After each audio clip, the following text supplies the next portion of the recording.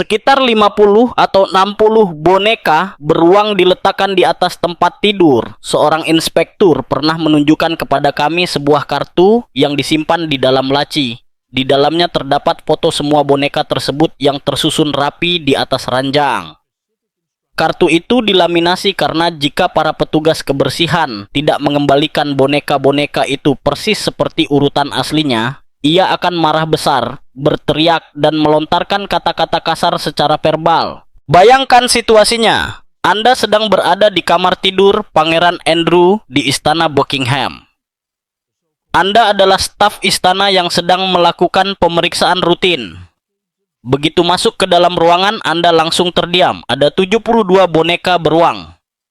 Bukan 5, bukan 20. Melainkan 72 boneka beruang. Semuanya ditata dengan sangat teliti di atas tempat tidur seorang pria dewasa. Lalu, sang inspektur menunjukkan sesuatu yang bahkan lebih aneh. Sebuah kartu plastik di laci samping berisi instruksi rinci tentang posisi tepat setiap boneka beruang tersebut. Ini bukan cerita fiktif. Ini benar-benar terjadi, dan itu baru permulaan. Hari ini kita akan menelusuri salah satu potret paling mengganggu, memalukan, dan terus terang mengejutkan yang pernah terungkap tentang Andrew Mountbatten Windsor. Sosok yang dulunya berada di urutan kelima dalam garis takhta Inggris, putra favorit sang ratu dan yang kerap disebut sebagai action man dalam keluarga kerajaan. Namun apa yang akan Anda dengar bukan tentang keberanian atau pengabdian kerajaan. Ini adalah kisah puluhan tahun perilaku kekanak-kanakan, lelucon kasar, penghinaan di depan umum, serta pesta-pesta liar yang begitu meresahkan hingga para saksi masih membicarakannya bertahun-tahun kemudian. Ini bukan gosip tabloid. Semua ini berasal dari kesaksian langsung para jurnalis, kalangan sosialita, staf istana, dan saksi mata yang menggambarkan Andrew sebagai anak manja yang mencari perhatian melalui penghinaan, kejutan berlebihan, dan kekejaman kecil. Gambaran yang muncul adalah seseorang yang memanfaatkan hak istimewa kerajaan untuk mempermalukan perempuan, mengintimidasi tamu, dan membuat orang-orang merasa tidak berdaya untuk melawan. Lagi pula, siapa yang berani mengeluh tentang putra sang ratu? Sebelum kita menyelam lebih dalam ke lorong gelap yang mengganggu ini, pastikan Anda menekan tombol berlangganan dan mengaktifkan notifikasi. Percayalah, Anda tidak ingin melewatkan apa yang akan terungkap selanjutnya. Ambil secangkir teh, duduk dengan nyaman, dan bersiaplah, karena kisah ini benar-benar luar biasa. Izinkan saya bertanya, bagaimana perilaku seperti ini bisa ditoleransi selama bertahun-tahun? Mengapa tidak ada yang berani bersuara? Dan apa yang hal ini ungkapkan tentang institusi yang selama ini melindunginya? Mari kita cari jawabannya. Kejatuhan dari kejayaan. Andrew Mountbatten Windsor kini berusia 65 tahun. Dan pada tanggal 6 November, ia resmi dicabut dari semua gelar serta hak istimewa kerajaan yang masih tersisa. Raja Charles, saudara kandungnya sendiri, memerintahkannya untuk meninggalkan Royal Lodge, kediaman mewah yang telah ia tempati tanpa biaya selama lebih dari 2 dekade. Tidak ada lagi gelar yang mulia. Tidak ada lagi perlindungan kerajaan. Tidak ada lagi sandiwara seolah ia masih bagian dari lingkaran inti kerajaan. Kejatuhannya dramatis, menyeluruh, dan menurut banyak orang, sudah lama pantas terjadi. Semua ini terjadi hanya beberapa hari setelah Andrew mengumumkan bahwa ia akan berhenti menggunakan gelar kerajaannya. Namun mari kita jujur, itu bukan keputusan sukarela, itu adalah sebuah paksaan. Upaya pengendalian kerusakan terus dilakukan, namun skandal baru terus eksuat hien tanpa henti. Tuduhan yang berkaitan dengan Jeffrey Epstein kembali mencuat. Memoir Virginia yang mengisahkan pengalamannya bersama Andrew mulai beredar luas di pasaran. Lalu datang wawancara BBC Newsnight yang benar-benar menjadi bencana dan menghancurkan sisa kredibilitas yang masih ia miliki. Masih ingat wawancara itu? Yang dimana ia mengklaim dirinya tidak bisa berkeringat dan menggunakan Pizza Express di Woking sebagai alibi. Ya, wawancara yang itu. Namun ada satu hal yang belum sepenuhnya digali oleh media hingga kini. Kejatuhan Andrew tidak terjadi secara tiba-tiba. Selama puluhan tahun, benar-benar puluhan tahun, orang-orang yang pernah bertemu dengannya di pesta pribadi, acara kerajaan, dan pertemuan di rumah-rumah bangsawan menggambarkan perilakunya sebagai aneh, terlalu mencampuri urusan orang lain, penuh rasa berhak, dan seringkali merendahkan. Seorang perempuan bergelar bangsawan yang berbicara secara anonim kepada seorang jurnalis merangkum semuanya dengan sangat tepat ketika ia menyebut Andrew sebagai pria paling menjijikan yang pernah saya temui. Bukan sekadar tidak sopan atau menyebalkan, tetapi menjijikan, kasar, ofensif, dan sama sekali tidak memiliki etika sosial. Dan kisah-kisah yang akan Anda dengar selanjutnya menjelaskan dengan jelas alasannya. Sementara dunia terfokus pada Epstein dan berbagai tuduhan yang mengikutinya, ada pola perilaku panjang yang sebenarnya sudah terlihat jelas di depan mata. Pola ini mengungkap siapa Andrew sebenarnya, jauh sebelum skandal apapun menghiasi halaman utama media. Ini bukan kisah tentang seorang pria baik yang melakukan satu kesalahan fatal. Ini adalah cerita tentang seseorang yang perilakunya terus ditoleransi, dimaafkan, dan ditutupi selama bertahun-tahun hanya karena posisinya. Dan kini, semua itu harus dibayar mahal. Teror remaja. Mari kita mundur ke tahun 1975. Andrew baru berusia 17 tahun. Putra kedua ratu, tampan, percaya diri, dan sudah menunjukkan tanda-tanda rasa berhak yang kelak membentuk seluruh kehidupannya sebagai orang dewasa. Penulis Craig Brown menceritakan sebuah insiden yang sangat tidak nyaman dari sebuah pesta rumah pada tahun itu. Beberapa perempuan muda menginap di rumah tersebut, tidur di kamar tamu seperti kebiasaan dalam acara akhir pekan semacam itu. Keesokan paginya, keluhan mulai bermunculan. Andrew dilaporkan masuk ke kamar tidur mereka sekitar pukul 2 dini hari, tanpa diundang dan tanpa pemberitahuan. Ia mengatakan tidak bisa tidur karena ada hantu di kamarnya. Lalu datang bagian yang paling mengejutkan. Ia bertanya, apakah ia boleh naik ke tempat tidur bersama mereka? Coba cerna itu sejenak. Seorang pangeran berusia 17 tahun masuk ke kamar perempuan muda di tengah malam dan meminta untuk tidur bersama mereka. Ia langsung diusir keluar, namun keberanian yang keterlaluan dan ketiadaan batasan pribadi itu sudah sangat jelas terlihat. Mungkin Anda berpikir, baiklah, dia masih muda. Remaja memang sering bertindak bodoh. Wajar, namun ini bukan kejadian satu-satunya. Seorang jurnalis lain mengingat sebuah pagi ketika Andrew masuk begitu saja ke kamar tidur seorang perempuan muda, lalu langsung menuju kamar mandi dalam saat perempuan itu sedang menggosok gigi. Ia tidak mengetuk pintu. Ia tidak meminta maaf. Sebaliknya, ia malah mulai menguliahi perempuan tersebut tentang cara menggosok gigi yang benar.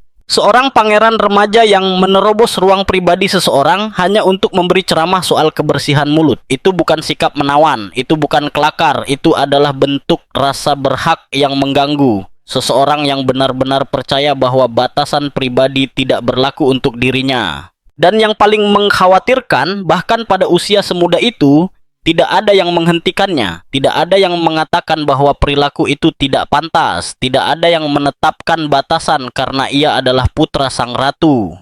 Dan putra sang ratu bisa melakukan apa saja. Coba bayangkan jika seorang remaja biasa melakukan hal yang sama. Ia pasti akan langsung ditegur, orang tuanya akan malu besar, dan akan ada konsekuensi nyata. Namun Andrew tidak menghadapi apapun. Dan dari situlah ia mempelajari pelajaran yang sangat berbahaya.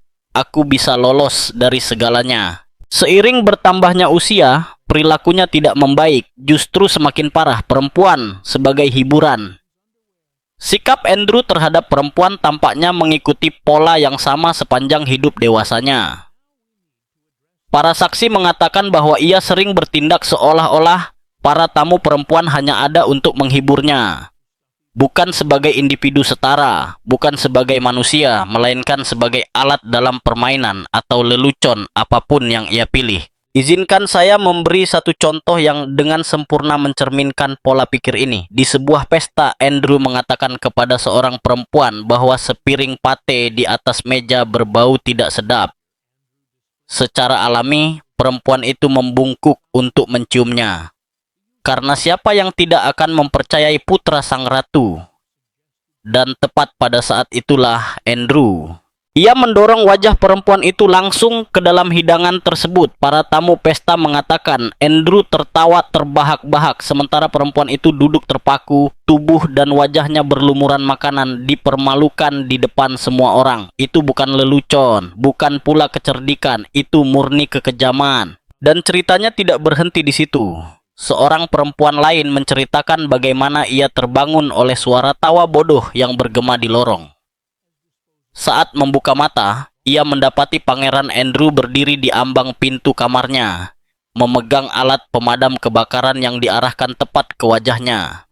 Belakangan, ia mengetahui bahwa malam itu Andrew telah mendobrak beberapa kamar tamu lain dan melakukan hal yang sama. Bayangkan adegannya, berlari menyusuri koridor sebuah rumah bangsawan, menerobos kamar-kamar perempuan, membawa alat pemadam kebakaran sambil tertawa seperti anak sekolah. Dalam pikirannya, lelucon itu sepadan dengan rasa takut dan penghinaan yang dialami para korbannya. Sekarang berhentilah sejenak dan tanyakan pada diri sendiri. Orang seperti apa yang melakukan hal ini? Pola pikir macam apa yang menganggap meneror tamu yang sedang tidur sebagai hiburan? Dan yang lebih penting, mengapa tidak ada satupun yang menghentikannya? Karena ini bukan lelucon di antara orang-orang setara. Ini adalah permainan kekuasaan. Dilakukan oleh seseorang yang tahu bahwa orang-orang di sekitarnya tidak bisa mengadu, tidak bisa melawan, dan tidak bisa menegurnya. Mereka tidak berdaya karena ia adalah Pangeran Andrew, dan mereka hanyalah orang biasa. Seorang sosialita menggambarkan pola perilaku yang jauh lebih mengerikan. Sesuatu yang selama bertahun-tahun hanya dibisikkan oleh para perempuan. Mereka menyebutnya inspeksi mendadak Andrew. Beberapa tamu mengaku bahwa saat menginap di rumah pedesaan, Andrew sering berkeliaran di lorong-lorong pada larut malam, membuka pintu kamar yang masih menyala lampunya. Seorang perempuan mengatakan bahwa suatu kali Andrew membuka pintu kamarnya, menatapnya dari atas ke bawah dengan lambat, lalu berkata bahwa ia sedang mencari hiburan. Senyum di wajahnya, kata perempuan itu, membuat bulu kuduknya merinding. Tamu lain mengatakan Andrew terkadang berdiri di luar pintu, menguping sebelum tiba-tiba masuk sambil tertawa keras, seolah-olah menangkap seseorang sedang melakukan kesalahan. Dampaknya sangat mengganggu, menyeramkan, melanggar privasi, dan melecehkan. Banyak perempuan muda mengaku mereka tidak pernah merasa benar-benar aman atau rileks selama akhir pekan tersebut karena putra sang ratu bisa sewaktu-waktu menjadikan mereka objek lelucon berikutnya. Pikirkan itu sejenak. Diundang ke sebuah kediaman kerajaan yang seharusnya merupakan sebuah kehormatan, namun justru harus menghabiskan waktu dengan perasaan was-was, menunggu apakah Anda akan menjadi sasaran selanjutnya. Itu bukan keramahan, itu adalah intimidasi psikologis yang dibungkus oleh hak istimewa, dan selama puluhan tahun semua ini dianggap wajar. Permainan pesta yang sakit. Sekarang mari kita bahas apa yang disebut sebagai permainan pesta, Andrew. Karena disinilah segalanya berubah dari sekadar aneh menjadi benar-benar mengganggu. Selama bertahun-tahun, Andrew menciptakan serangkaian permainan dengan pola yang sama. Semuanya dirancang untuk mempermalukan, memaksa kedekatan fisik, atau menghina seseorang di depan umum. Pertama, ada permainan kereta cucu. Andrew senang membujuk para tamu untuk membentuk barisan seperti conga line, lalu memimpin mereka melewati ruangan sambil berteriak cucu, seperti balita yang terlalu bersemangat. Orang-orang dewasa, banyak di antaranya bangsawan bergelar, terpaksa ikut serta dalam kebodohan kekanak-kanakan ini karena putra sang ratu menganggapnya lucu. Sangat canggung, tentu saja. Namun dibandingkan dengan yang berikutnya, ini hampir terasa tidak berbahaya. Lalu, ada permainan oper buah. Para tamu harus menjepit potongan buah di antara dagu dan leher, lalu memindahkannya ke orang lain tanpa menggunakan tangan. Ini memaksa para peserta Seringkali orang asing, seringkali lawan jenis, untuk berada sangat dekat, wajah menempel, leher bersentuhan. Banyak perempuan mengatakan permainan ini terasa sangat tidak pantas dan sugestif. Seorang di antaranya menyebutnya sebagai keintiman yang dipaksakan dan disamarkan sebagai permainan pesta. Dan Andrew, ia menontonnya dengan penuh kegirangan. Namun mungkin leluconnya yang paling terkenal adalah trik mustard. Caranya sederhana. Andrew meminta tamu untuk menutup mata, menengadahkan tangan, membuat permohonan, lalu menepukkan kedua telapak tangan mereka. Yang tidak mereka ketahui adalah bahwa ia telah meletakkan tabung mustard terbuka di antara telapak tangan tersebut. Ya. Saat tangan ditepukkan, mustard meledak ke wajah, pakaian, dan tangan mereka. Para saksi mengatakan pemandangan itu memberi Andrew kepuasan luar biasa. Ia tertawa tak terkendali, membungkuk sambil menangis karena tertawa, sementara korbannya berdiri terpaku, berlumuran saus, dipermalukan di depan semua orang. Aksi-aksi ini bukanlah lelucon cerdas, bukan humor yang pintar. Ini adalah kenakalan kekanak-kanakan yang hampir selalu ditujukan pada orang-orang yang tidak berani membalas. Karena apa yang bisa Anda lakukan? Memarahi putra sang ratu? Meninggalkan acara kerajaan dengan marah? Mengadu pada staf istana? Tentu tidak. Anda tersenyum, tertawa ikut-ikutan, dan berpura-pura semuanya hanya candaan. Dan Andrew tahu betul itu. Sekarang izinkan saya bertanya, apakah semua ini terdengar seperti perilaku orang dewasa yang sehat secara emosional? Ataukah lebih menyerupai seseorang dengan kepribadian kekanak-kanakan yang tidak pernah benar-benar tumbuh melewati masa remaja? Komentator kerajaan Andrew Lai merumuskannya dengan sangat tepat. Menurutnya, Andrew memiliki kepribadian yang sangat juvenil dan sering bertindak seperti ini semata-mata untuk memancing reaksi. Namun ini bukan kenakalan tanpa dampak. Ini adalah penghinaan yang dilakukan dari posisi kekuasaan dan hak istimewa yang luar biasa. Sasaran mereka seringkali adalah perempuan muda. Sering juga staf, orang-orang yang tidak bisa membalas atau menegur tanpa mempertaruhkan pekerjaan, reputasi, dan vai de ex ahoy mereka. Selama puluhan tahun, Andrew lolos begitu saja. Dan seiring waktu, ia semakin berani, semakin kasar, dan semakin yakin bahwa ia boleh bertingkah sesuka hati. Bencana di Mesir. Pada tahun 1981, Ratu memberi Andrew hadiah liburan ke Mesir sebagai bentuk penghargaan setelah ia meraih kualifikasi sebagai penerbang helikopter. Perjalanan itu seharusnya menjadi sebuah kehormatan, kunjungan bergengsi bagi seorang pangeran muda untuk mewakili mahkota di luar negeri dengan wibawa dan martabat. Bahkan Presiden Anwar Sadat sampai meminjamkan jet kepresidenannya. Semuanya dirancang sebagai kunjungan persahabatan yang elegan. Namun yang terjadi justru sebaliknya. Andrew menghabiskan banyak waktu dengan memberi perhatian berlebihan kepada istri tamu lain. Dan itu bukan sesuatu yang luput dari perhatian. Demi menyelamatkan situasi, Duta Besar Inggris mengadakan sebuah pesta untuk Andrew yang dihadiri tokoh-tokoh penting kalangan atas Mesir, orang-orang berpengaruh, diplomat, dan figur budaya. Lalu apa yang Andrew lakukan? Menurut sejumlah saksi, ia melompat ke kolam renang dalam keadaan masih berpakaian lengkap, lalu menyeret sang tuan rumah perempuan ikut masuk. Perempuan itu, katanya, keluar dari air dalam keadaan basah kuyup, murung, dan sangat dipermalukan. Sementara Andrew menganggapnya sangat lucu.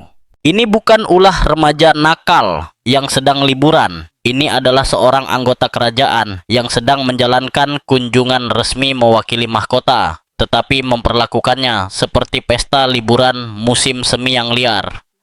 Dampaknya cepat terasa, namun diselesaikan secara senyap. Istana mengeluarkan pernyataan yang dirangkai hati-hati. Permintaan maaf dilakukan di balik pintu tertutup. Dan Andrew lagi-lagi tidak menghadapi konsekuensi nyata, karena begitulah polanya. Institusi selalu melindunginya, menutupinya, dan menganggap keluhan hanya sebagai semangat muda atau keceriaan berlebihan. Tapi pertanyaan pentingnya, Kapan keceriaan berubah menjadi pola perilaku yang menyakiti orang lain? Kapan alasan-alasan itu harus berhenti? Perjalanan Mesir seharusnya menjadi alarm keras. Seharusnya ada pembicaraan serius, batasan perilaku yang tegas, bahkan mungkin menarik Andrew dari tugas publik untuk sementara waktu. Tapi yang terjadi, semuanya disapu ke bawah karpet, dan Andrew sekali lagi belajar bahwa ia bisa melakukan apapun tanpa benar-benar dihukum. Penghinaan di depan umum. Meski perempuan paling sering menjadi target, Andrew tidak hanya melakukannya kepada mereka. Saat peresmian Museum Resimen Lincolnshire, Mayor Jenderal Dick Gerard Wright bersiap menyampaikan pidato. Ia sedikit kesulitan mengatur kertas-kertasnya karena memakai sarung tangan putih seremonial. Hal yang memang sering terjadi dalam acara militer formal. Ketika ia mulai melepas sarung tangan perlahan, Andrew tiba-tiba melompat dari kursinya, merebut sarung tangan itu dari tangan sang Mayor Jenderal, lalu berteriak, "Kau tidak akan membutuhkan ini sekarang, Dick," sebelum melemparkannya ke arah penonton. Orang-orang tidak tertawa, mereka hanya bingung harus bereaksi bagaimana ketika seorang bangsawan bertingkah seperti anak sekolah yang tak bisa diatur dalam upacara militer yang seharusnya khidmat. Namun penghinaan publik yang paling terkenal melibatkan penyiar Tanya Blair.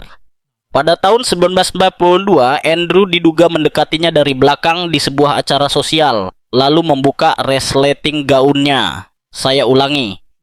Ia membuka resleting gaun seorang perempuan di depan umum tanpa persetujuannya, demi hiburan orang-orang di sekitarnya. Ini bukan momen pribadi, ini bukan lelucon di antara teman, ini tindakan mempermalukan di ruang publik yang sengaja dibuat untuk menjatuhkan martabat. Seorang perempuan bangsawan lainnya menggambarkan sebuah jamuan makan malam di Kastel Windsor. Ketika Andrew bertanya kepada seorang tamu berusia 18 tahun tentang pekerjaannya.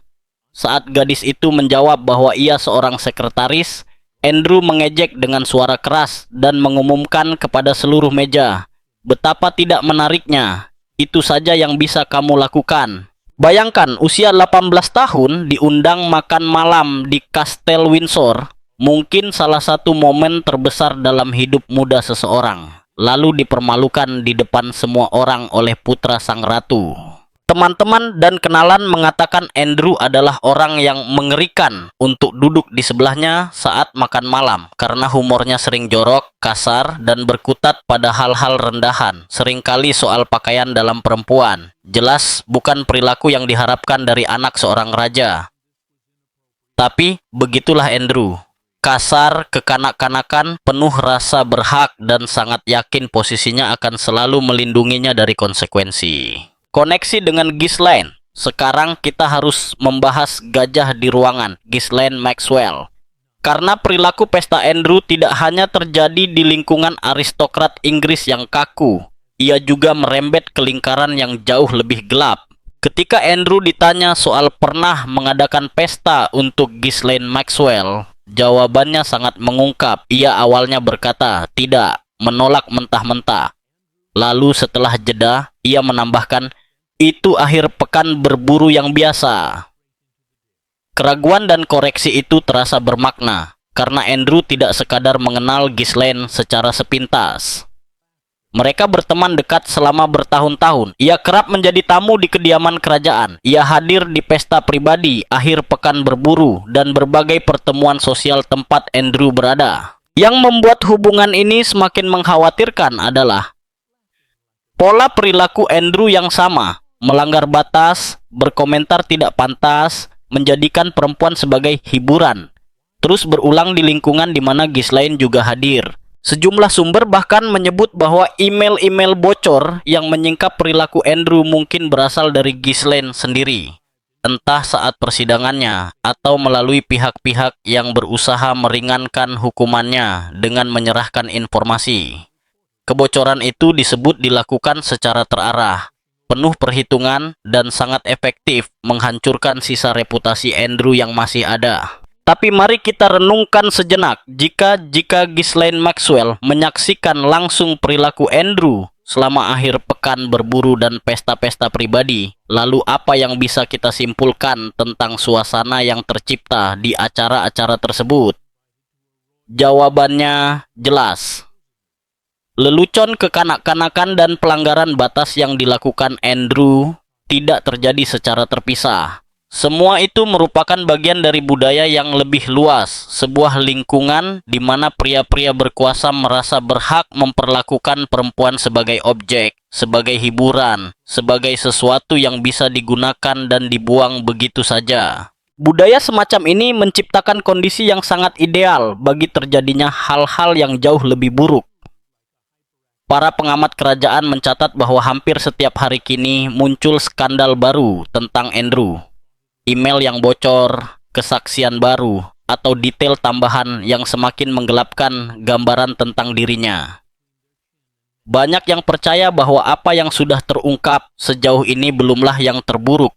Karena jika lelucon pesta yang dianggap ringan saja sudah begitu mengganggu, apa yang sebenarnya terjadi di lingkungan yang hampir sama sekali tidak memiliki pengawasan atau pertanggungjawaban? Pertanyaan inilah yang terus mendorong para penyelidik, jurnalis, dan publik untuk menggali lebih dalam. Budaya diam. Inilah pertanyaan paling tidak nyaman yang harus kita ajukan. Bagaimana semua ini bisa berlangsung begitu lama? Bagaimana puluhan tahun perilaku tidak pantas, penghinaan di depan umum, dan aksi pesta yang meresahkan bisa terus disembunyikan? Jawabannya sederhana, namun sangat mengkhawatirkan. Monarki melindunginya. Selama bertahun-tahun, keluhan diabaikan. Para saksi secara halus didorong untuk tidak berbicara. Perempuan yang menyatakan ketidaknyamanan diberitahu bahwa mereka terlalu sensitif atau tidak memahami humor kerajaan. Staf yang berani mengangkat masalah seringkali dipindahkan ke posisi lain atau bahkan diberhentikan.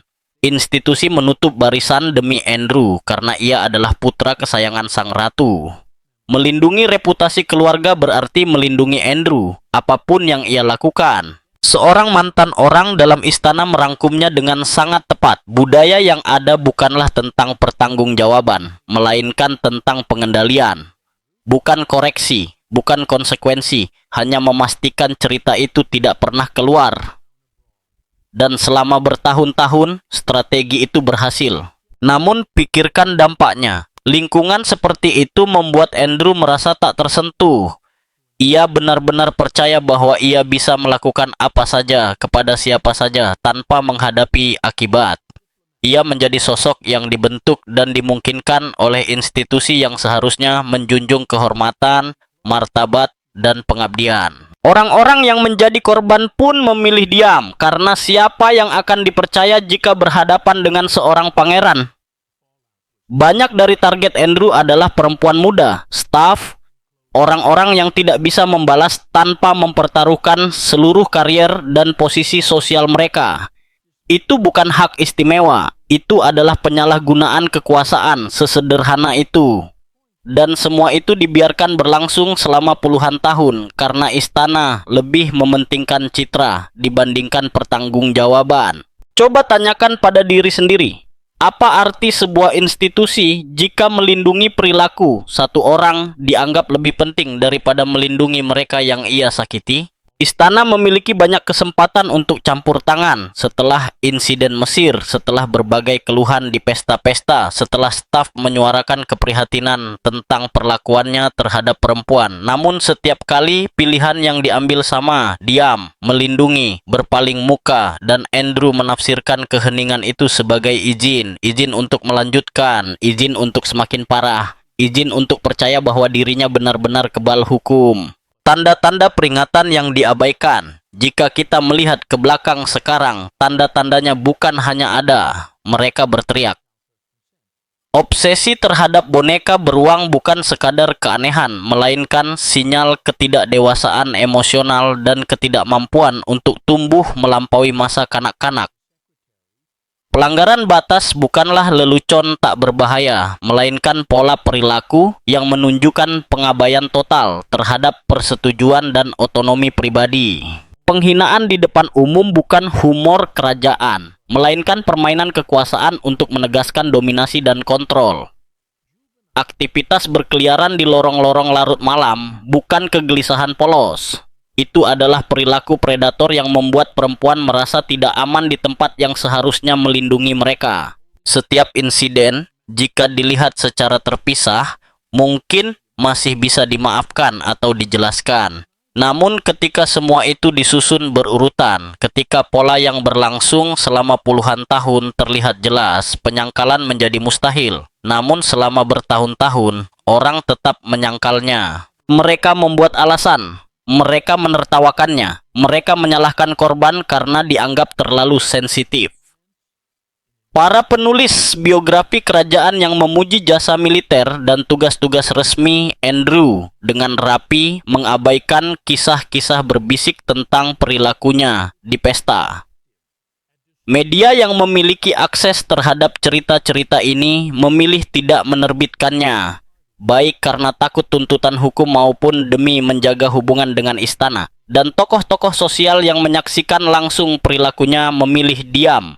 Karena menantang seorang bangsawan berarti menghadapi konsekuensi sosial yang tidak ingin mereka tanggung. Namun kini segalanya berubah. Skandal Epstein memecahkan bendungan. Ketika hubungan itu terungkap ke publik, ketika tuduhan dari Virginia muncul, semua cerita yang dulu hanya dibisikkan, tiba-tiba menjadi relevan. Para saksi mulai berani berbicara, polanya menjadi terlalu jelas untuk diabaikan. Dan sejak saat itulah segalanya mulai runtuh. Karena ketika orang-orang mulai meneliti perilaku Andrew dengan sungguh-sungguh, mereka menyadari bahwa semua tanda itu telah lama ada, tersembunyi di depan mata, disamarkan sebagai eksentrisitas bangsawan, padahal seharusnya diperlakukan sebagai peringatan serius, pertanggungjawaban. Ilusi bahwa Andrew tak tersentuh kini telah berakhir. Pada 6 November, Raja Charles mencabut semua gelar dan hak istimewa Andrew yang masih tersisa. Tidak ada lagi yang mulia, tidak ada lagi perlindungan kerajaan, tidak ada lagi kepura-puraan bahwa ia adalah anggota keluarga kerajaan yang aktif. Langkah ini diambil tak lama setelah terbitnya autobiografi Virginia Giuffre dan meningkatnya kesadaran bahwa publik tidak akan pernah menerima kembalinya Andrew ke peran kerajaan manapun. Tajuk-tajuk berita pun kejam. Adipati yang tercela akhirnya tumbang. Akhir dari aib kerajaan. Bahkan para komentator kerajaan yang sebelumnya membela keluarga pun mengakui bahwa Andrew seharusnya disingkirkan sejak lama. Lalu mengapa baru sekarang? Mengapa butuh waktu selama ini? Karena sorotan publik kini tak terbendung. Hampir setiap hari muncul skandal baru, email bocor, atau saksi baru yang maju. Banyak yang meyakini bahwa kebocoran informasi tersebut berasal dari Ghislaine Maxwell sendiri, baik secara langsung maupun melalui pihak-pihak yang berusaha mengalihkan tanggung jawab atau meringankan hukuman mereka.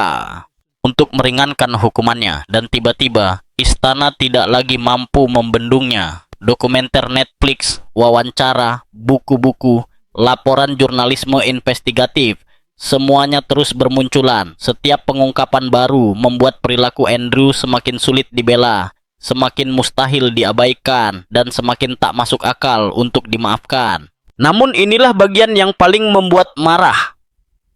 Semua kisah baru ini dengan jelas menunjukkan bahwa sosok Andrew yang kita lihat hari ini bukanlah hasil dari peristiwa baru-baru ini. Tanda-tandanya selalu ada. Pola perilaku, penghinaan, tindakan tak pantas terhadap perempuan, lelucon kekanak-kanakan dan penyalahgunaan hak istimewa.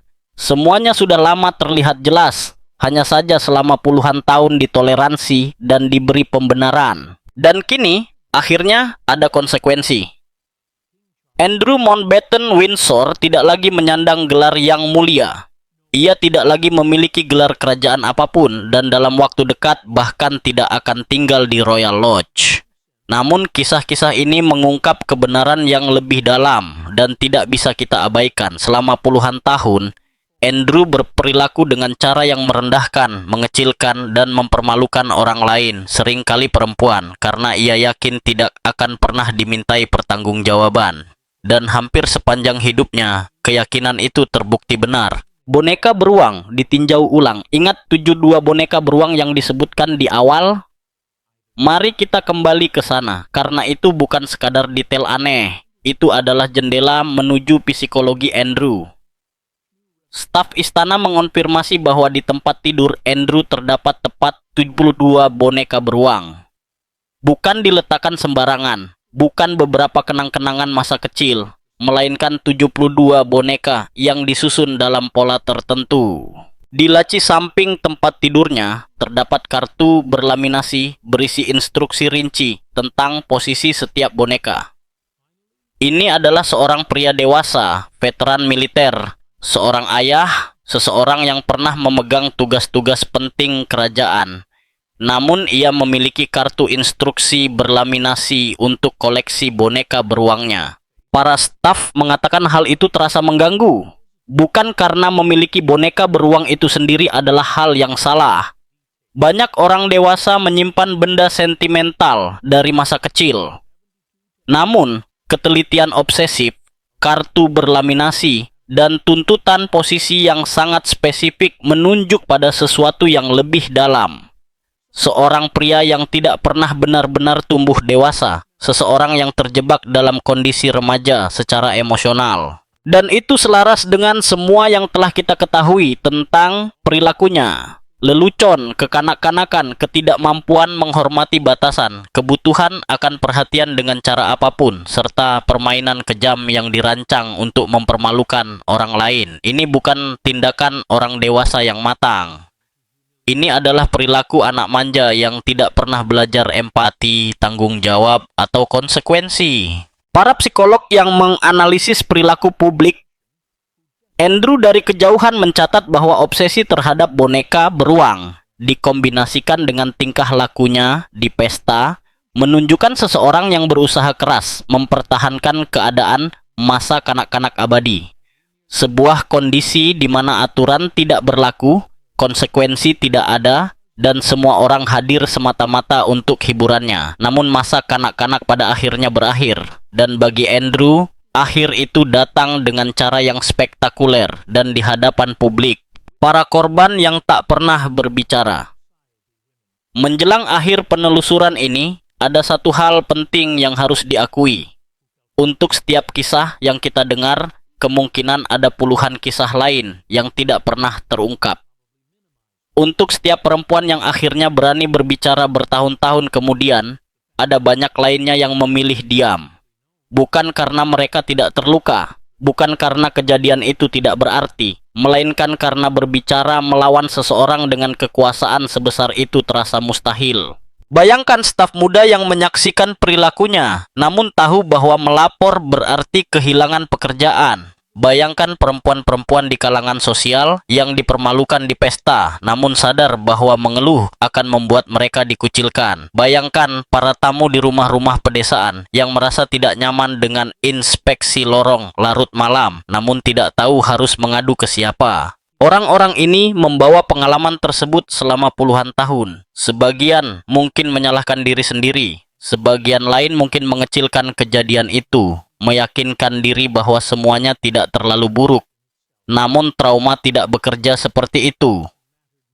Rasa malu tidak hilang hanya karena kita berpura-pura itu tidak penting. Dan fakta bahwa perilaku Andrew begitu dikenal, dibisikkan di pesta-pesta, dijadikan bahan lelucon secara pribadi, diakui namun tidak pernah ditangani, justru membuatnya lebih buruk. Karena itu berarti seluruh sistem tahu dan seluruh sistem memilih untuk tidak melakukan apapun. Berapa banyak perempuan muda yang mengubah perilaku mereka di acara kerajaan karena tahu Andrew mungkin hadir? Berapa banyak yang menghindari pertemuan tertentu, tetap berkelompok atau memastikan pintu kamar mereka terkunci? Tidak seorang pun seharusnya harus menjalani acara sosial yang bergengsi dengan ketakutan seperti itu. Namun itulah kenyataan yang diciptakan Andrew dan yang dibiarkan oleh institusi. Pertanyaan yang tersisa, maka sampailah kita di titik ini. Gambaran penuh tentang perilaku pesta Andrew yang mengganggu kini terbuka lebar. Puluhan tahun penghinaan, lelucon cabul, permainan pesta yang sakit, dan perilaku yang dimungkinkan serta dilindungi oleh institusi yang seharusnya menjunjung kehormatan dan martabat. Namun cerita ini belum berakhir. masih ada pertanyaan-pertanyaan yang menuntut jawaban. Haruskah lebih banyak saksi berbicara? Tentu, setiap suara berarti. Setiap kisah menambah kepingan kebenaran. Seharusnya, istana bertindak jauh lebih cepat ya. Tanpa ragu, fakta bahwa dibutuhkan skandal publik dan kemarahan internasional untuk akhirnya meminta pertanggungjawaban Andrew merupakan noda bagi institusi itu sendiri. Dan apa yang hal ini katakan tentang budaya yang membiarkannya berlangsung begitu lama? Pesannya jelas. Reputasi dianggap lebih penting daripada keadilan. Melindungi nama keluarga dinilai lebih utama daripada melindungi orang-orang yang disakiti Andrew. Ini menunjukkan bahwa hak istimewa memang bisa melindungi seseorang dari konsekuensi selama puluhan tahun, tetapi tidak selamanya.